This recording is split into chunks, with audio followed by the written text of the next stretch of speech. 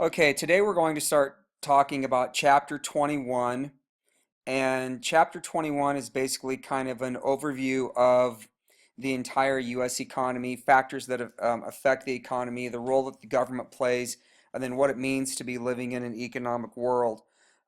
So, again, Chapter 1, a lot of Chapter 1 is going to be some review from some previous chapters like 17 and a little bit of 18. Then 2 and 3 will be fairly new. 3 will be a little review, and then 4 will be new as well.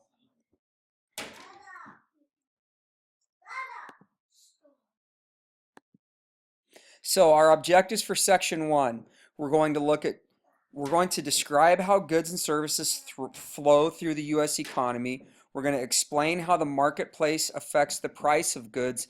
And then finally, we're going to analyze how investments affect the economy. Now, there are going to be times where I am going to go switch over to Microsoft Word and I'm going to type in some notes. That's the same as if I was standing in front of you in the classroom and I was writing something on the board. So remember, if I write it on the board, you write it in your notes. If I type it in Microsoft Word, you write that in your notes. So our objectives, again, describe how goods and services flow, explain how marketplace affects price, and then analyze how investments affect the economy. So first of all, we have, there are basically 4 different types of economic systems in the United States. The first one is a traditional economic system. As you can see, this is based on custom and traditions. A traditional economic system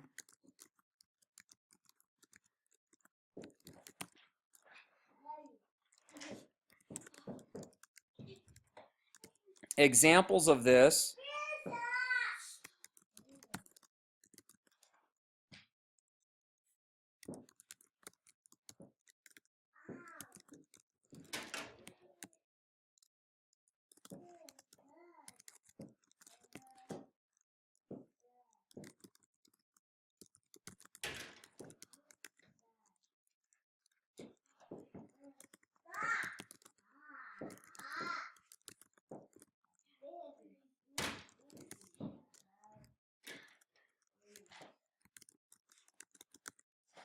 so you can see traditional economic system.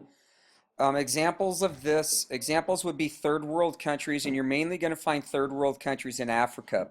These are places, like it says, going back to the notes, that are based on custom and tradition. They are mainly labor intensive,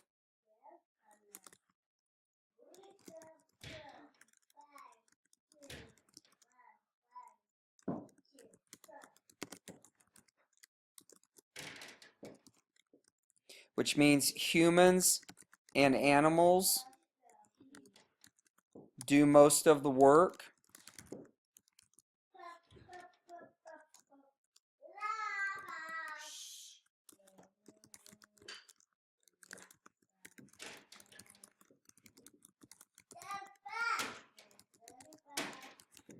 And most of what they grow is for themselves. Next is a command economic system. Here, the government officials make the economic plans. Examples of this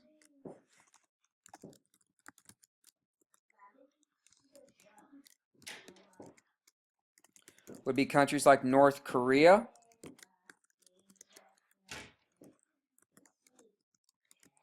China,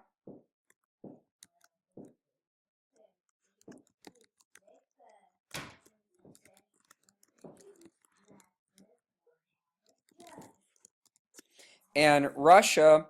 Russia, when it was communist,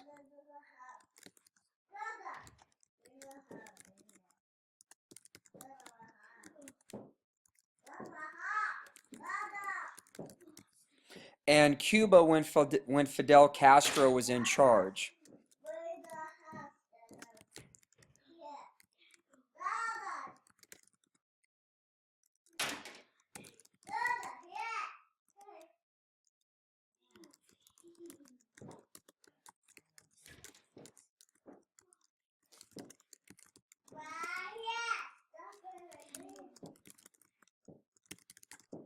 So, like I typed in, that these governments control all aspects of the economy and life in general. In command economies, communism was very prevalent, and not only did they control the economy, they censored all forms of communication. The government owned all forms of transportation. The government was going to tell you how you're going to live your life. Then there's a market economy. Here, the government plays no role at all in economic decisions. Now, there aren't, off the top of my head, I really can't think of any market economy, economies that are true market economies, because the government does play somewhat of a role in, even in our capitalist system. The government does play a role. And then you have mixed economies, which is going to include elements of tradition, elements of command, and elements of market economies. You might think, well, what is traditional about the U.S. economic system? Thinking of customs and traditions, relying a lot on human and animal labor. Well, do we rely a lot on animals for our economy to do most of the work?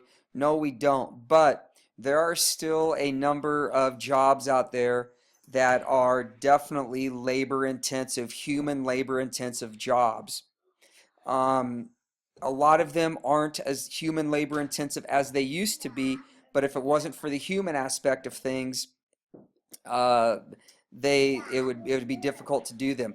Then there's the command economy, where the government officials make economic plans. Does our government totally control all aspects of our economic life? No, they don't. But our government still has to make a budget. The president has to make a budget. Governors of states have to make a budget. Mayors of towns and cities have to make a budget. And then their goal is they want to try to stay within that budget. Then there's a market economy. Again, our government doesn't just let people do as they wish, but for the most part, our government really, when it comes to economy, our government really lets people do as they choose.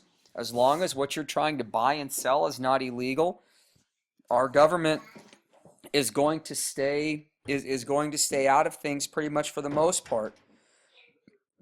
In the free enterprise system, which is what we have here in the United States, there are two major groups that make decisions that affect the economy.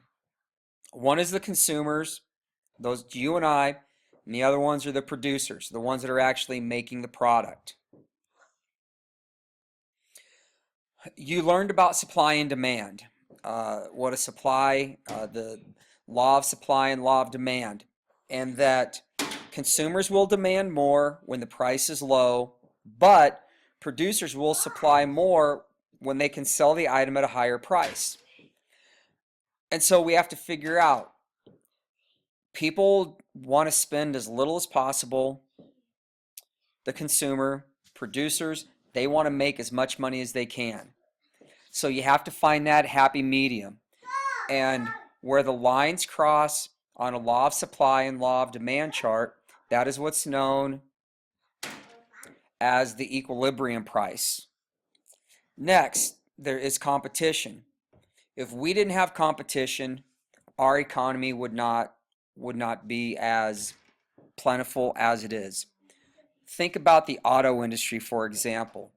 You have how many different car makers that are out there, how many different cars that are made. With some of those cars, the differences are very subtle, but yet one auto manufacturer, there might just be one or two things that sets the car they have from what their competitor has. They want to make the best possible car they can at the most affordable price they can, considering everything that's a part of it. And as the items that are available in the car increase, so does the price of the car. Another one. Look at all the types of pop that are out there, and of course the main ones, the two main ones are Coke and Pepsi, and they compete against each other constantly. We live in an agricultural area. Look at all the different types of tractors that you see out in the fields, especially this time of year. And, what is it that separates them? And everyone's going to say, oh, this brand is the best, and someone else is going to say this one is the best. A lot of it just boils down to personal preference as far as which one is the best. Because there's nothing really out there. There's no rock solid evidence that says this type of tractor is the absolute best type of tractor for the price that you pay. And this is the absolute best car for the price that you pay. Or this is the absolute best pop for the price that you pay. Yes, depending on what it is you're looking at, some items are going to cost more than the others. But then look at everything that is included with that, especially going back to something like buying a tractor or buying a car. When you're buying a car, does it have leather seats? Are they heated leather seats? Are they air-cooled leather seats? Are they electronic seats? Does your car come with a GPS system? Does it come with a DVD player? What kind of sound system does it have in it? What kind of tires are equipped with it? Does it have a backup camera? Does it have a front view camera? Can you push a button and will the car park itself? These are all types of accessories that you're going to find on cars. And the more accessories you have on a car, the more expensive it's going to be. That's why, for example, you can go buy a pickup. You can buy, and I'm just going to say a Ford F-150. There's an F-150 XL. There's a F-150 XLT. There's a um, F-150 Lariat. There's an F-150. Okay, there's an F-150 Lariat. There's an F-150 King Ranch. Now they have an F-150 Platinum.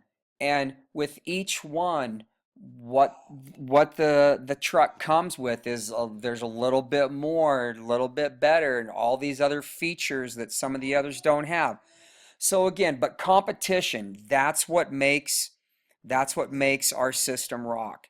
And then surplus and shortage. With a surplus, when you are producing more items than what you sell, you're going to have a surplus. When you have a surplus, the price of something tends to go down. For example, a great example is the farm economy. When there's a large surplus of grain, whether it's corn, whether it's beans, the larger the surplus is, the lower the market is for those items. But however, if there's a little bit of a shortage, let's say that maybe it's a year where, go back to 2012, and there was a drought that struck much of the corn producing area of the United States. For those farmers that were dry land farmers and their crops didn't produce, they didn't get any yields. But for those farmers that irrigated their crops, they had good yields and the price went up, and they were able to reap the benefits. At the same time, if there's a shortage of something, a shortage means that you don't have as much of an item, so therefore the price is going to go up. So you want to, depending on who you are, if you're trying to buy something, you want to buy when there's a surplus. If you're selling, you want to sell when there's a shortage, and then hopefully you have enough of whatever it is that you're selling, um, that you can take advantage of the. And then last, there's investing your money. Investors, we've talked about this, about buying stocks. It's risky. When you buy a stock, that's just like buying partial ownership in a corporation. And you're telling the corporation, take my money and use my money to help yourself make more money. And if the corporation turns a better profit, then you're going to see a return on your investment. Okay, this is going to bring an end to this part of section 1.